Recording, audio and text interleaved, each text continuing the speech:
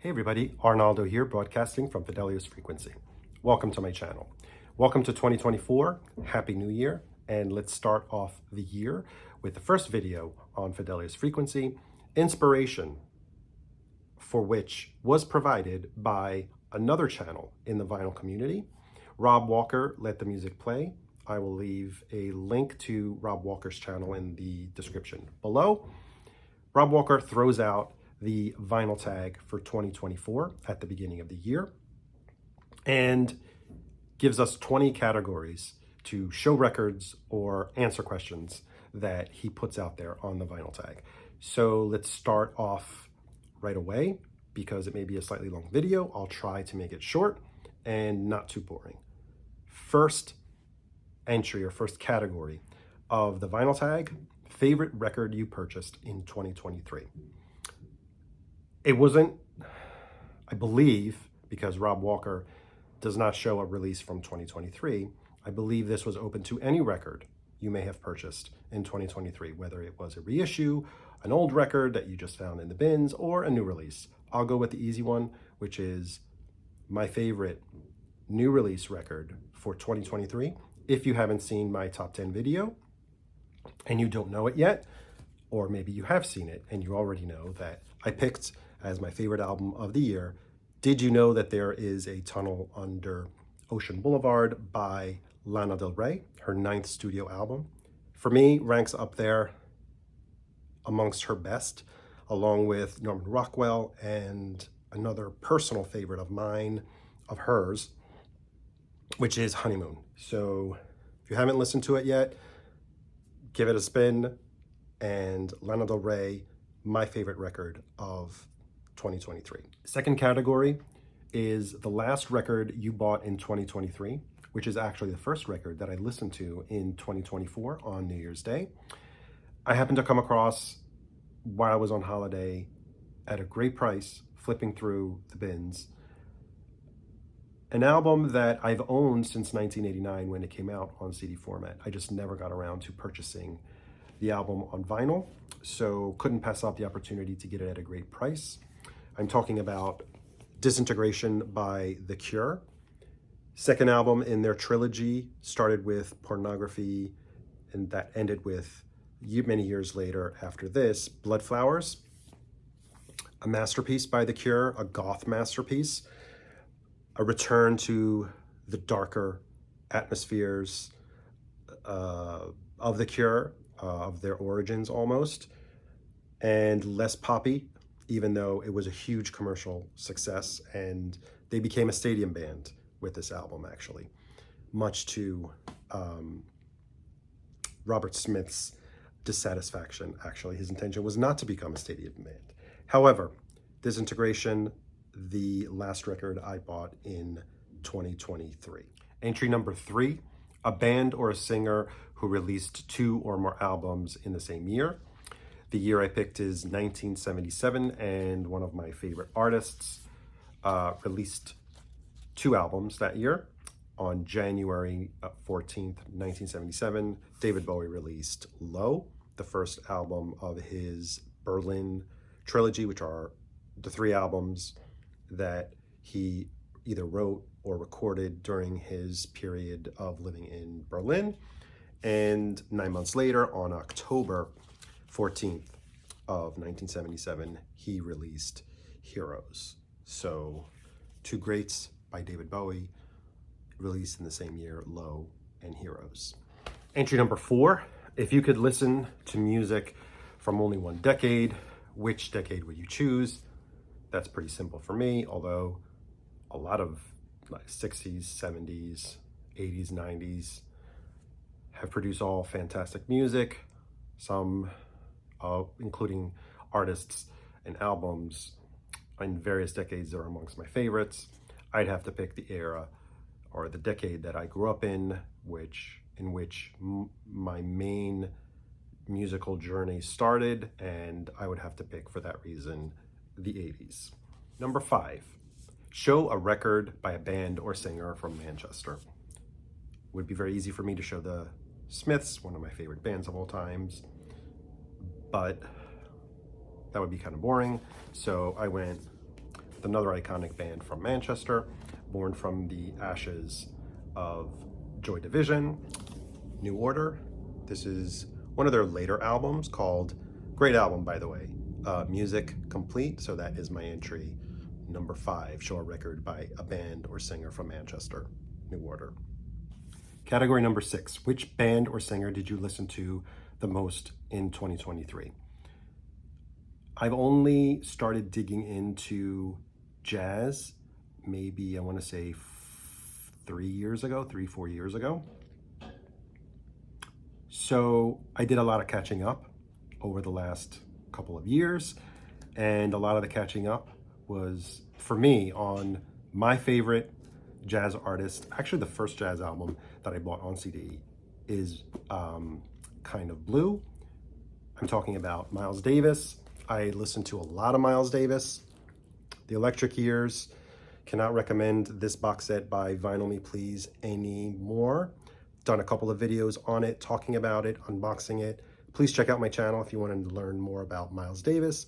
But I did a lot of catching up on other Miles, buying more of his catalog over the year, actually starting maybe from 2022 as well, and 2023. So the artist I listened to the most, for sure, in 2023 was Miles Davis.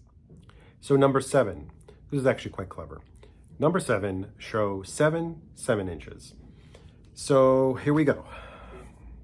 I tried to include some of my favorite artists in this pick.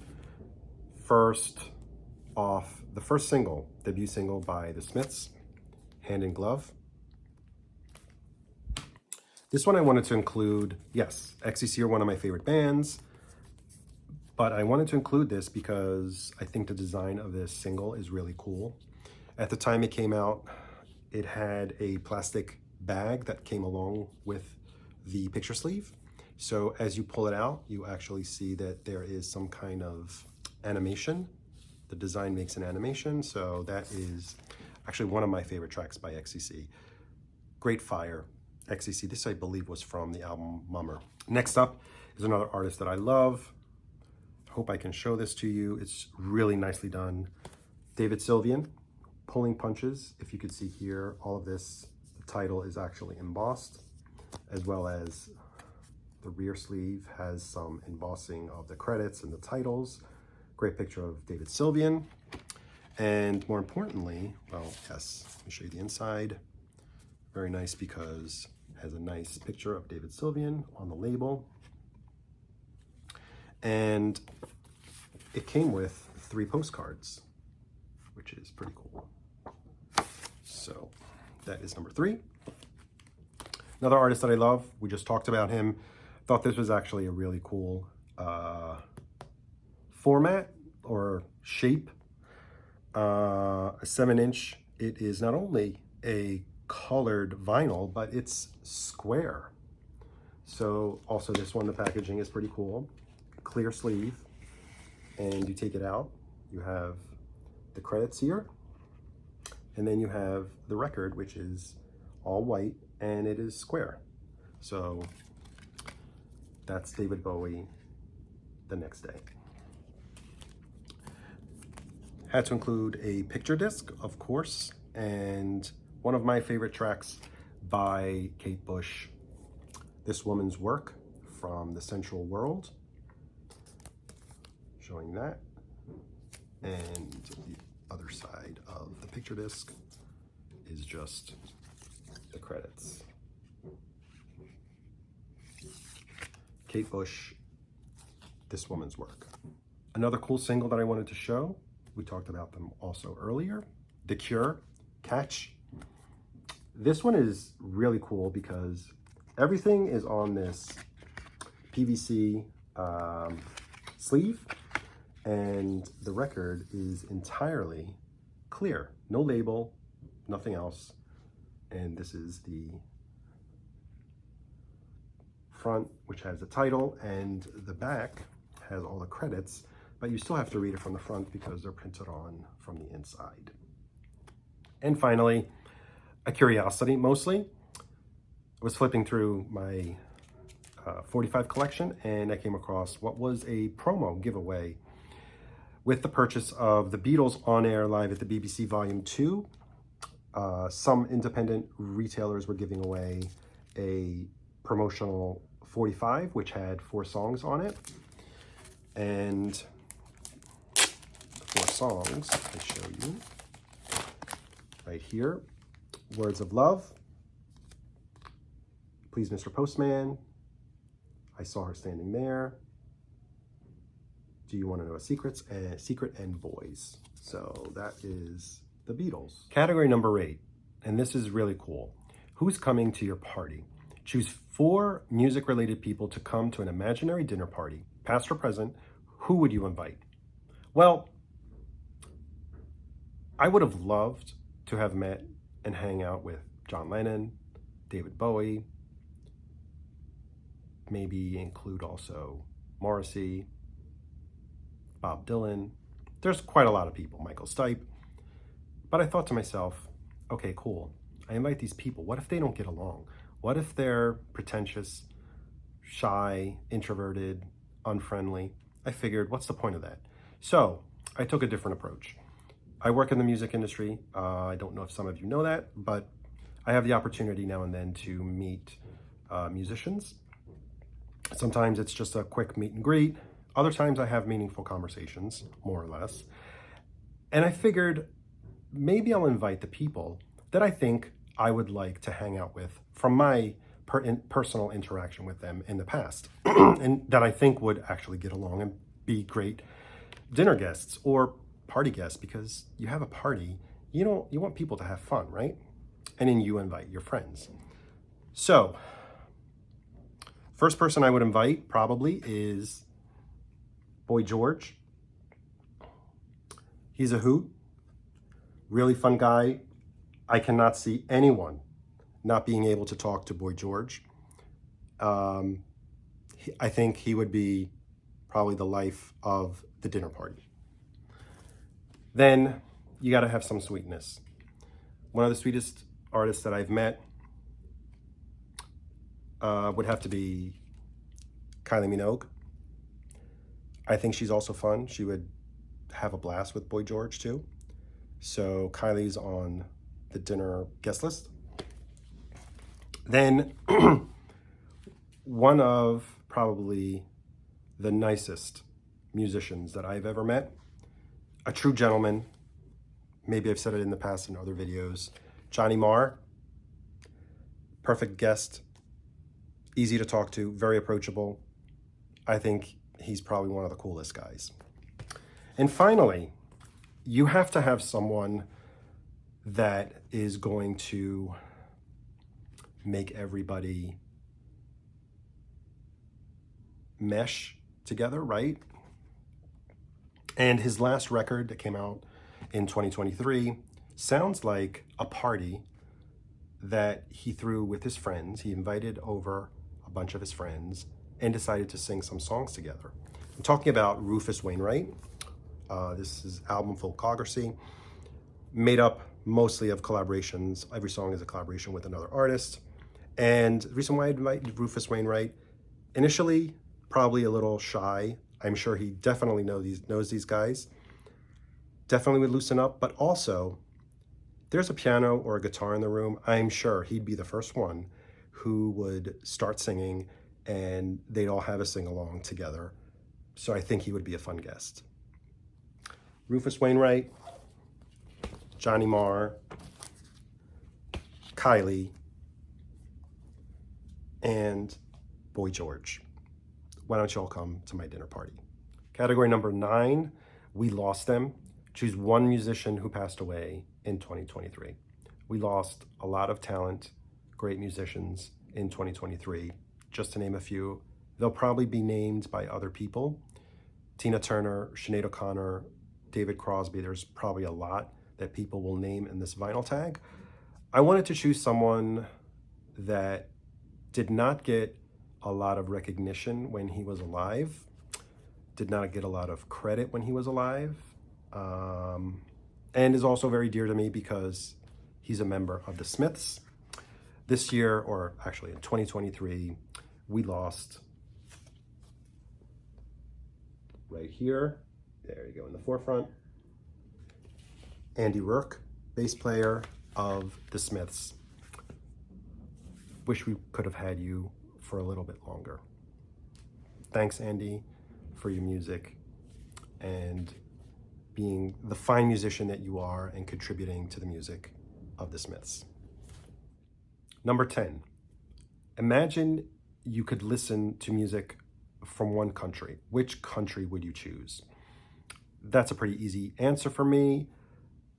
Most of my favorite music was made by British artists. My top 3 of all time, the Beatles, David Bowie, the Smiths, so many more great musicians. Whether we call it the UK or just simply England, I would have to go with England/UK as being that country. Number 11, name 3 vinyl community channels you discovered in 2023. I will leave links to their channels below, but these are the channels that either started off or that I only came to know in 2023. First, The Long Cut, then Jason Arsenault, and finally, Seeking a Thread, that is Dom, who I met at the record fair, WFMU. Check out their channels, links below in the description. Category number 12, show a record you bought when you were a teenager. 1983 was the year that the Police released Synchronicity, their final album, at least studio album, and probably my favorite album by the Police. I don't think it needs any introduction. Every Breath You Take, Wrapped Around Your Finger, King of Pain, Synchronicity, the actual part 1 and part 2. Great album, amazing musicianship, all 3 of them. I bought this in 1983. I was 15. Category 13, show a funk or a soul record.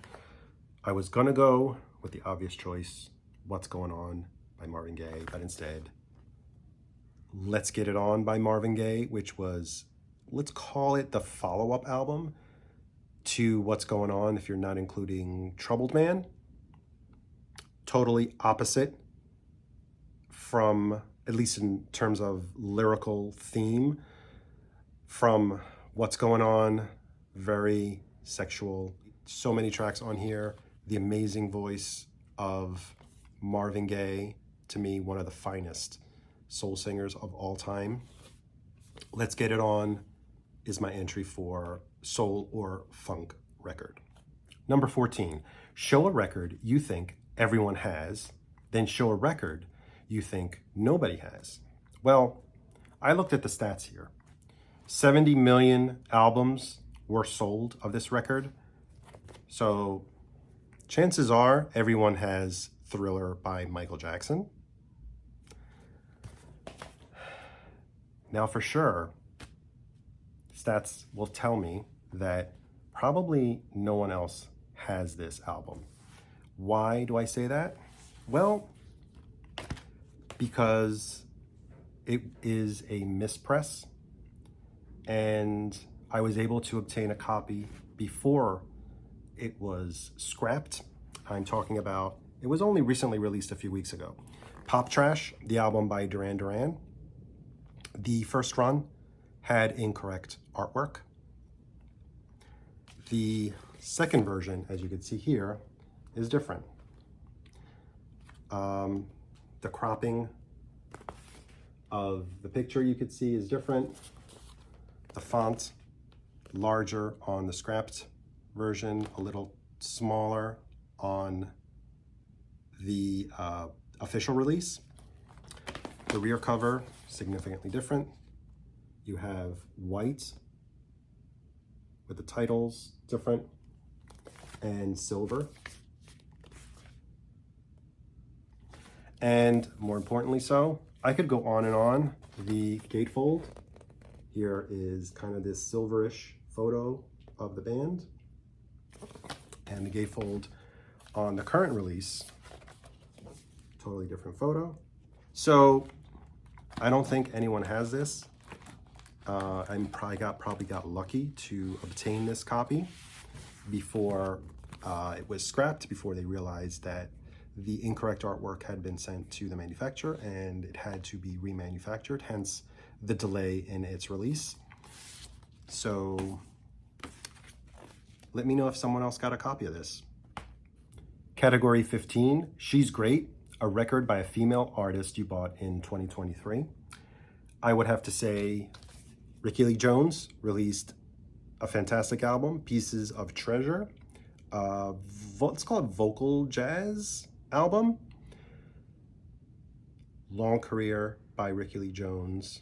Great album. Different from all her other albums. If you're not familiar with Rickie Lee Jones, check out her music. First two albums are classics. The first one, just self-titled Rickie Lee Jones. The second one, Pirates, my personal favorite. So number 15, She's Great, a record by a female artist you bought in 2023. Category number 16, the favorite video you posted on your channel in 2023. So it's a two-part question. And the favorite video you watched on the VC in 2023. So my favorite video that I posted on my channel was episode 3. I have a running mini series on one of my favorite bands of all time, The Smiths, and the episode number 3, in which I talk about this charming man, is probably my favorite video that I've posted so far on my channel. Now, as far as other channels of the VC, I have to give credit. One of my favorite videos made me laugh. I thought it was sharp, witty. His delivery was fantastic. I'm talking about Reverend Rock and Rollin'. And check out the inaugural episode of his Vinyl Soup. I believe it aired sometime in February of last year. I will put a link to both of those videos. My favorite video on my channel and my favorite video on the Reverend Rock and Rollin' channel.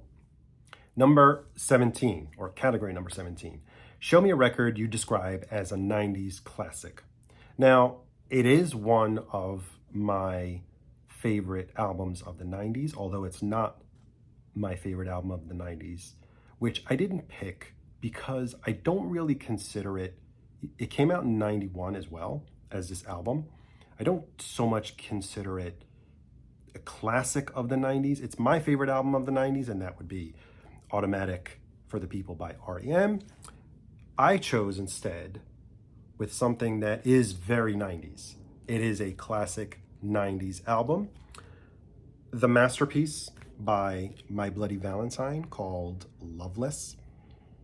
There's nothing like this record before it came out, and I don't think there's been anything like this record after. A masterpiece. Some people have hailed it as probably the most influential record of the 90s, probably the most important record of the 90s. It took Kevin Shields and his bandmates 2 years, 19 studios to record this album. It's a sonic assault. I had the opportunity to see My Bloody Valentine live, I want to say, after they reunited. They made their third and final album called MBV, and they did a tour, and I had the opportunity to see them live. They handed out earplugs, which I didn't think I was going to need. Yes, if you ever go to a My Bloody Valentine show, you will be blown away. Like, literally, the sound will blow you away. So my entry for the 90s classic, Loveless by My Bloody Valentine. Category 18. If you could walk into the cover, look through your collection, and choose a record you'd like to be part of. Well, that was easy for me to pick. Right? Iconic cover, Abbey Road by the Beatles. I actually did go to Abbey Road. I did take pictures on the crossing. So yeah, I did kind of step into the cover. Of course, without the 4 of them, but Abbey Road by the Beatles. Category 19, it's like a greatest hits. Show a record you're so familiar with that it feels like a greatest hits? Well, yes. I think everyone's heard this record. Everyone's kind of like sick of hearing it, maybe sick of seeing it shown in videos, but how could you not go with Rumors by Fleetwood Mac? By the way, this is an excellent version of Rumors. It is the double 45, cut by Kevin Gray and Steve Hoffman. Secondhand News, Dreams, Never Going Back Again, Don't Stop, Go Your Own Way, Songbird, The Chain, You Make Love and Fun, I Don't Want to Know, Oh Daddy, Gold Dust Woman. Everyone knows those songs. I know them by heart. I know this album by heart. Fleetwood Mac, Rumors. And finally, here we are at the end of the vinyl tag. Number 20, show me an album that was released in 1974. I did a Wikipedia and I looked up 1970 albums that were released in 1974. There's a ton of great albums that are some of my favorite albums that are celebrating their 50th anniversary this year that were released, of course, in 1974.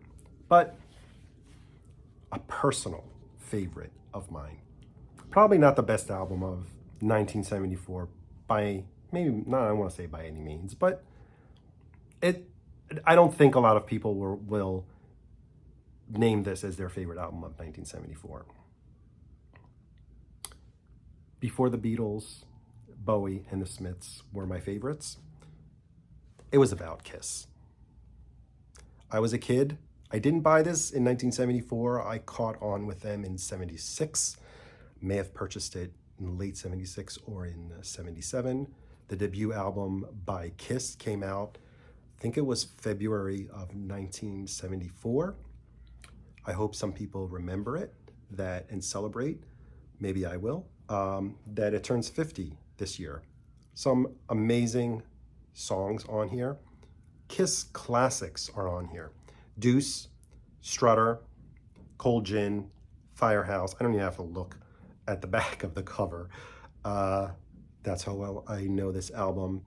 Songs that the band has played afterwards for the next 50 years. So Kiss debut album turns 50 this year. That's my album for 1974. I hope you made it this far. Thank you for sticking with me through the end. I apologize for my nasal voice. I've been under the weather for the past 2 weeks. Hopefully I'll get through it soon. Thanks again for watching. Thanks again for supporting the channel by subscribing to the channel. And if you haven't done so, please consider it. I'd like to hear your feedback, your thoughts on my picks. And I guess that wraps it up for our first video of 2024. I will see you on the next one. Bye.